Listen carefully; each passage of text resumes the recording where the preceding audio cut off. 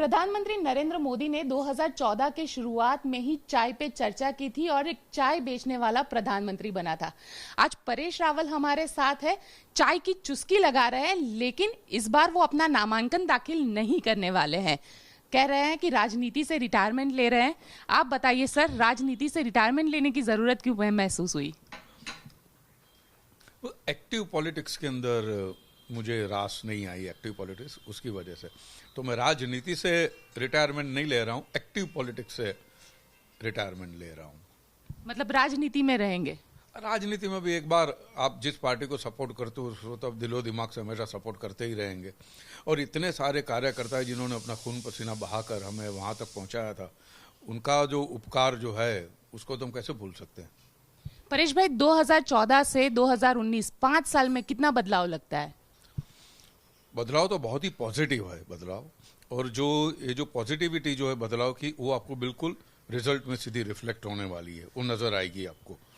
दूसरी बात है कि एक जो सबसे अहम बात यह है कि जो हिंदुस्तान और हिंदुस्तानियों का जो सर ऊंचा किया है मोदी साहब ने विश्व भर में, वो सबसे अहम बात है।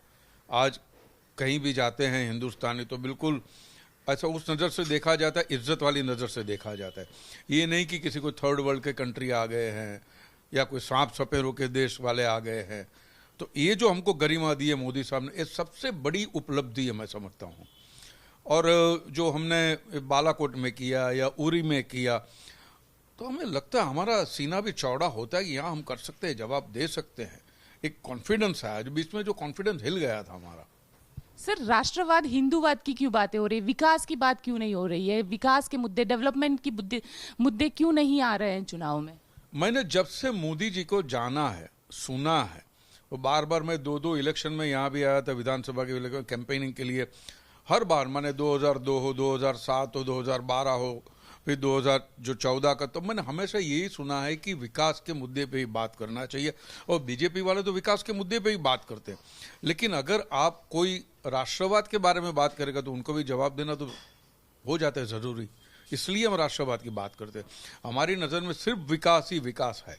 सर, लेकिन एयर स्ट्राइक की बात होती है, पाकिस्तान की बात होती है, कहीं पर भी क्या डेवलपमेंट हुआ ये बात नहीं होती है चुनाव प्रचार में। तो पाकिस्तान की बात ये तो एक है, माने कई बातें करते हैं मोदी साहब। जो आप मोदी साहब का देख लीजिए, भाषण देख लीजिए, कोई भी जो उपलब्धियां, जो योजनाएं, उनके बारे में मोदी जी बात करते ही है, हर जगह बात करते हैं।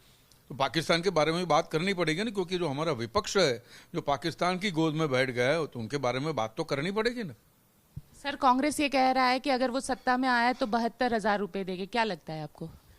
अभी उनको तो देना ही देना है। मैंने कहीं पे एक बड़ी अच्छी बात पढ़ी थी, गांधी जी की बात थी, बोलता है जो श्रमदान किए बगैर जो आदमी खाना खाता है ना, वो भी मुझे बिल्कुल पसंद नहीं है। ऐसा इसी किस्म का कुछ गांधी जी ने कहा है कि मेरी अहिंसा ये बात को नहीं मानती है, मैं स्वीकार नहीं करता हूं इस बात को।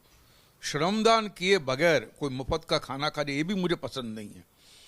तो ये जो बांटने वाली बात है कि इसको बांटो उसको बांटो, ये तो सरासर गलत बात है।